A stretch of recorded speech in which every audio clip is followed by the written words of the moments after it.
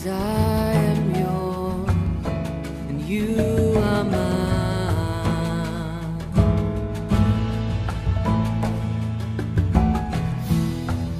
'Cause I am yours and you are mine. You are mine.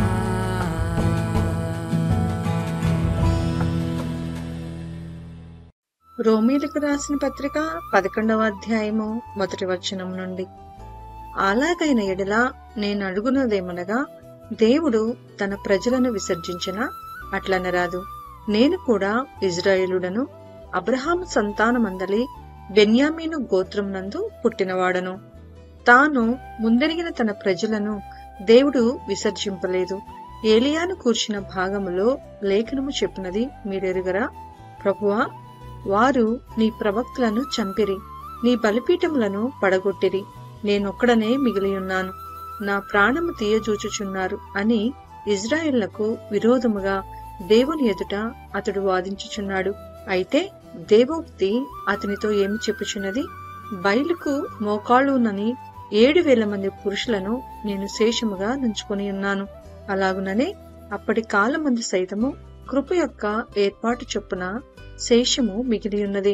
అది కృపచేతనైన ఎడల ఇకను క్రియల మూలమైనది కాదు.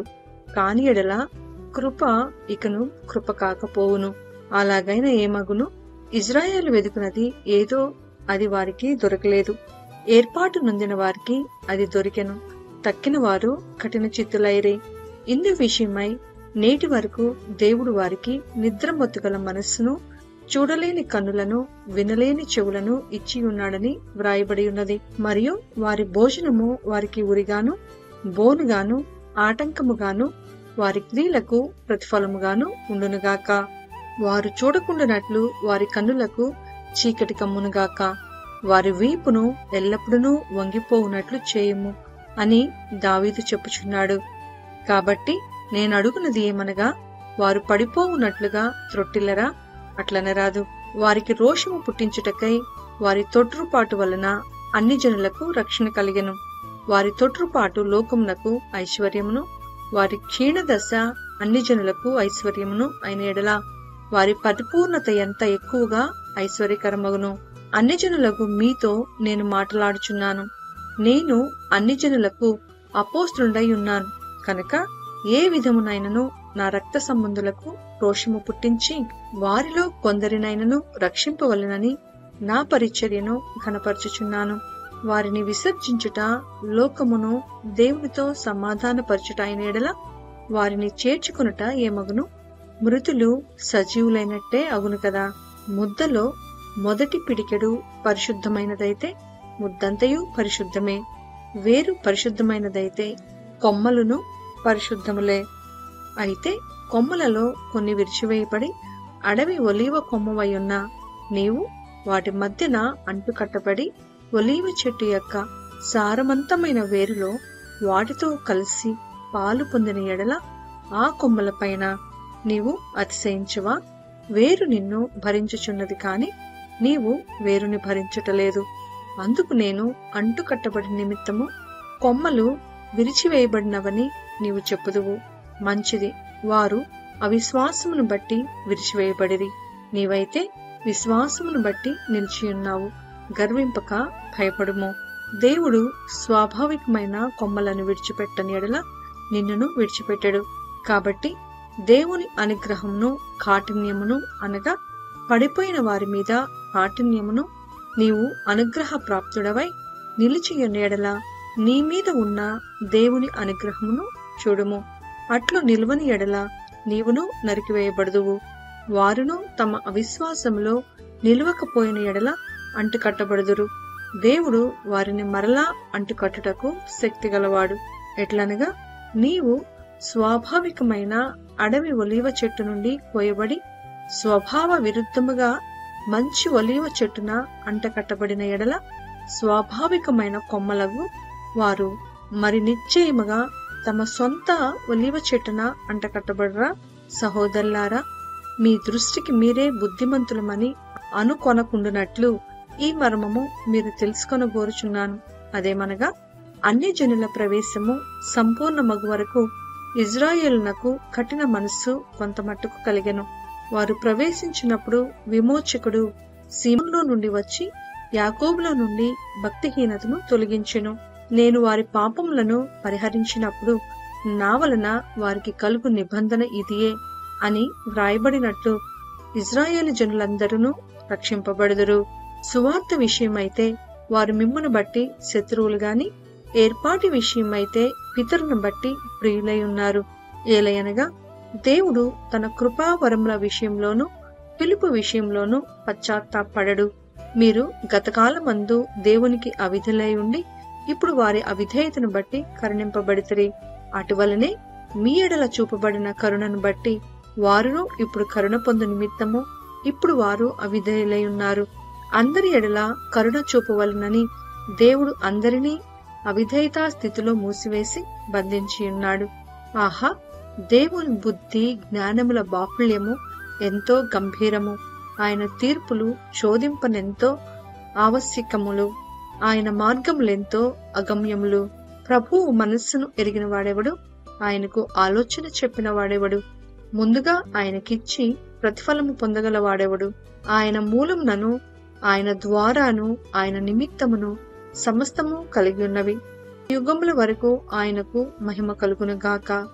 ఆమెన్. రోమీయులకు రాసిన పత్రిక 12వ అధ్యాయము 1వ వచనం నుండి. కాబట్టి సహోదరులారా, పరిశుద్ధమును దేవునికి అనుకూలమునైన సజీవ యాగముగా మీ శరీరములను ఆయనకు సమర్పించుకొనుడని దేవుని వాత్సల్యమును బట్టి మిమ్మను బతిమాలుకొనుచున్నాను. ఇట్టి సేవ మీకు యుక్తమైనది. మీరు ఈ లోక మర్యాదను అనుసరింపక ఉత్తమమును అనుకూలమును సంపూర్ణమై ఉన్న దేవుని చిత్తమేదో పరీక్షించి తెలుసుకొన్నట్లు మీ మనస్సు మారి నూతన మగుట వలన రూపాంతరము పొందుడే.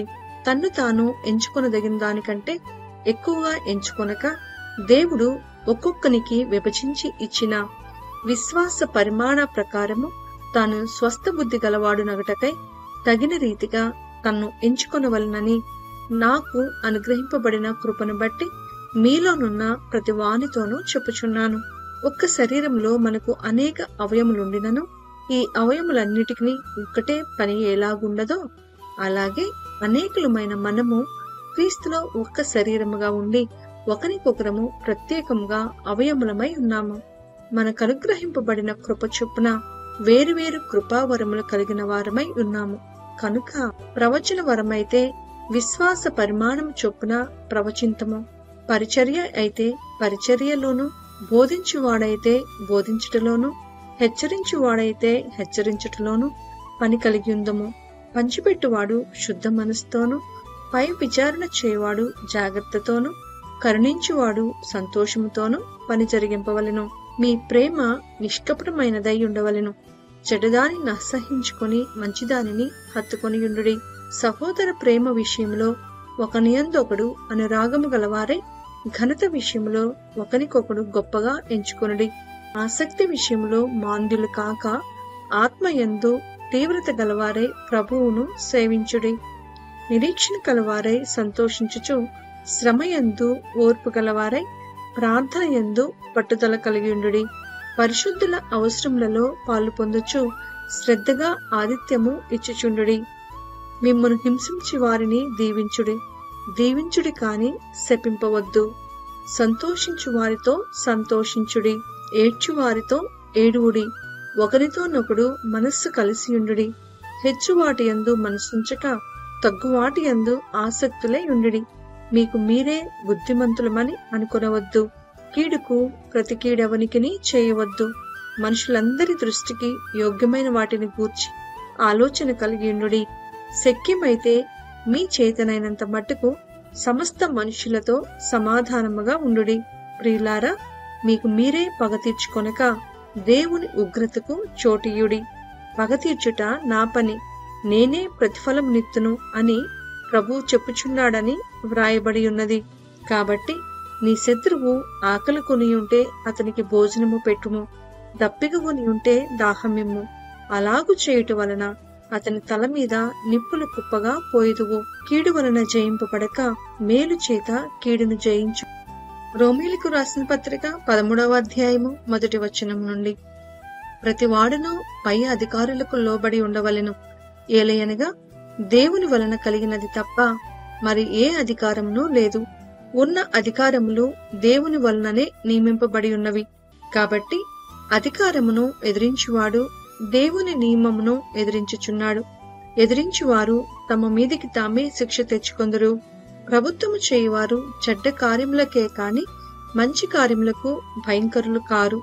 నీకు మేలు కలుగుటకు అధికారులు దేవుని పరిచారకులు.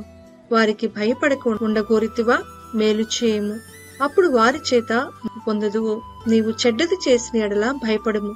వారు ఊరికయే ఖడ్గము ధరింపరు.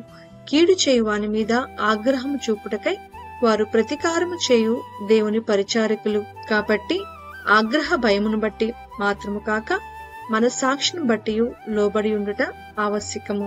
ఏలననగా వారు దేవుని సేవకులై ఉండి ఎల్లప్పుడూ ఈ సేవ యందే పని కలిగేందురు.